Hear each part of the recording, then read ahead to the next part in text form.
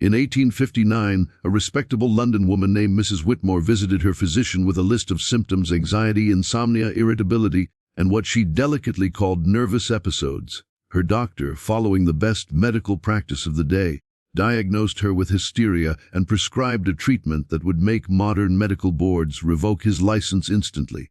He placed her on an examination table and manually stimulated her genitals until she experienced what he clinically documented as hysterical paroxysm. This wasn't some back-alley quack. This was standard medical practice performed by respected physicians in the finest clinics of Europe and America. For over 2,000 years, doctors had been treating women for hysteria, a catch-all diagnosis that supposedly originated from a wandering womb. By the Victorian era, this treatment had evolved into something that would seem absolutely bizarre to us today. Physicians were literally giving women orgasms as medical therapy, and they had no idea that's what they were doing. This is the jaw-dropping true story of how Victorian sexual repression was so complete that doctors invented vibrators to save their aching hands from treating hundreds of hysterical women, all while remaining completely oblivious to what they were actually doing. But before we dive deeper into how Victorian doctors turned this ancient Greek nonsense into a booming medical industry, make sure you hit that subscribe button and ring the notification bell, because in our next video, I'm revealing how Victorian women literally poisoned themselves with arsenic wafers, lead face paint, and mercury cosmetics just to achieve that consumptive chick look. Trust me, you'll never complain about modern makeup again. Now, let's get back to how doctors went from believing in wandering wombs to accidentally inventing the vibrator. The concept of hysteria goes back to ancient Egypt, but it was the Greek physician Hippocrates who gave it its name. Hystera meant uterus in Greek, and physicians believed that women's wombs could literally wander around their bodies, causing symptoms. Plato described the uterus as an animal within an animal desperate to bear children. If a woman remained childless too long, her womb would supposedly drift through her body, pressing on organs and causing everything from anxiety to fainting spells. The prescribed cure: marriage and pregnancy to satisfy the restless organ. By the Renaissance, physicians had abandoned the wandering womb theory, but kept the diagnosis. The symptoms of hysteria expanded to include practically anything that troubled a woman: nervousness, insomnia, muscle spasms, shortness of breath, loss of appetite, irritability, depression, sexually forward behavior, sexually repressed behavior, and a tendency to cause trouble. Essentially, if a woman wasn't perfectly compliant and content, she was probably hysterical. The English physician Thomas Sydenham estimated that hysteria was the most common disease after fever, affecting a quarter of all women. Victorian medical theory held that women were inherently more delicate and nervous than men. Their reproductive system supposedly dominated their entire physiology, making them prone to mental and physical weakness. Dr. William Acton, a prominent Victorian physician, famously wrote in 1857 that the majority of women, happily for them, are not very much troubled with sexual feeling of any kind. This widespread belief that respectable women had no sexual desires whatsoever created a massive blind spot in medical practice. So when women came to doctors with symptoms of sexual frustration, though neither doctor nor patient would have used that term, physicians saw only disease. The treatment that evolved was pelvic massage to induce hysterical paroxysm, what we now recognize as orgasm. But Victorian doctors described it in purely clinical terms. Nathaniel Highmore wrote in 1660 about the treatment causing that the afflicted woman would experience violent contraction and relaxation of the muscles accompanied by flushing of the face and a feeling of relief from symptoms. Here's how the treatment actually worked. The woman would visit her physician's office often weekly. She would lie on an examination table partially undressed but covered by a sheet for modesty.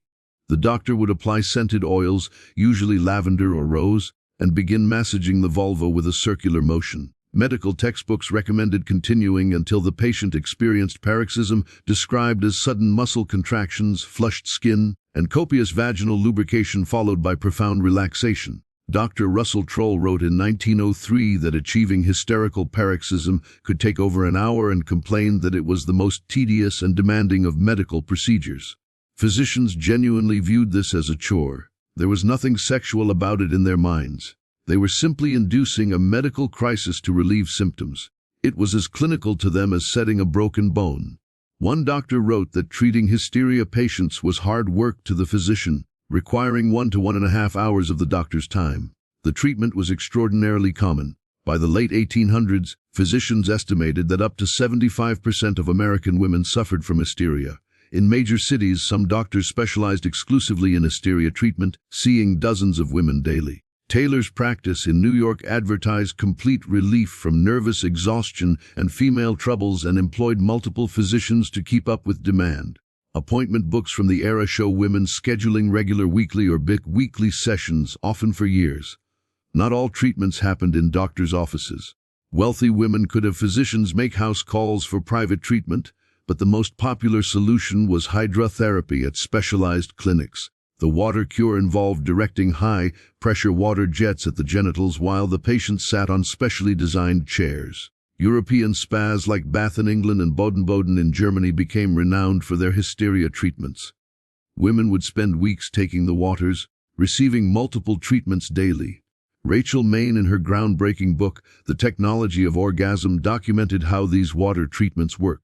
Patients sat on chairs with cutout seats while attendants directed powerful water streams at their genitals. The French called it les douches pelviennes, the pelvic shower. One Baden-Baden advertisement from 1875 promised complete restoration of feminine vitality through the scientific application of thermal waters. Women reported feeling invigorated and restored to full health after treatment courses. By the 1880s, physician Joseph Mortimer Granville had a problem. His hand was cramping from treating too many hysteria patients. Manual pelvic massage was exhausting work, especially with some women requiring over an hour to achieve paroxysm. His solution would revolutionize hysteria treatment. The first electric vibrator. Granville's percussor used an electric motor to create rapid vibrations, reducing treatment time from an hour to minutes. He insisted his device was only for treating male muscle disorders, but other doctors quickly adopted it for hysteria. Within a decade, dozens of vibrator models flooded the medical market. The Waste Company catalog from 1906 offered over 20 different models. Advertisements in medical journals touted efficiency. The Chattanooga vibrator relieves hysteria symptoms in under 10 minutes. By 1900, vibrators were the fifth most common electrical appliance in American homes, appearing in household catalogs alongside toasters and sewing machines. The 1908 Sears catalog advertised a home vibrator as very useful and satisfactory for home service. The advertisements were remarkably explicit while remaining medically proper. One 1910 ad showed a woman using a vibrator on her face with text reading, "Vibration is life. The secret of the ages has been discovered in vibration." Great scientists tell us that we owe not only our health, but even our life strength to this wonderful force. The White Cross electric vibrator brings the essence of life itself to your very door. But here's the truly astounding part. Nobody involved understood the sexual nature of these treatments. Doctors wrote detailed clinical papers about inducing hysterical paroxysm without ever connecting it to sexual climax. Why? Because Victorian medical education completely omitted female sexuality. Medical textbooks taught that women's reproductive organs existed solely for procreation. The clitoris was barely mentioned, if at all. Many anatomy texts simply labeled it as a small vestigial organ of no particular function. The willful ignorance was staggering. Dr. John Harvey Kellogg, yes, the serial inventor, ran a sanitarium where he treated hysteria with vibrators while simultaneously crusading against masturbation as a dangerous evil. He never made the connection. Physicians would spend their days giving women orgasms as medical treatment, then go home to wives they believed had no sexual desires whatsoever. The cognitive dissonance required is mind-boggling. Some women clearly understood what was happening, even if they couldn't articulate it. Diary entries from the era hint at the truth.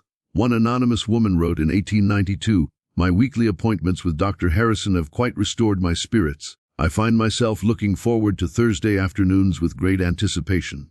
Another noted, "The treatment, though peculiar, provides relief unlike any tonic or medicine." Women would recommend their doctors to friends, creating networks of patients who all received the same treatment. The medical establishment's blindness to female sexuality had serious consequences beyond hysteria treatment. Doctors performed clitoridectomies to cure masturbation. They cauterized the clitoris with acid to prevent self-abuse. Dr. Isaac Baker Brown, president of the Medical Society of London, removed the clitorises of patients as young as 10 to treat hysteria. He was eventually expelled from the medical society, but only because he operated without consent, not because the procedure itself was questioned. Meanwhile, the hysteria industry boomed. By 1915, American doctors were earning an estimated $18 million annually from hysteria treatments, over $450 million in today's money. Manufacturers produced increasingly elaborate devices. The Vibrator from 1908 came with multiple attachments for treating various female complaints. The Pulsocon hand crank model from 1890 promised relief without electricity. Some devices were built into furniture. Special treatment chairs with built-in vibrating mechanisms. The beginning of the end came with Freud.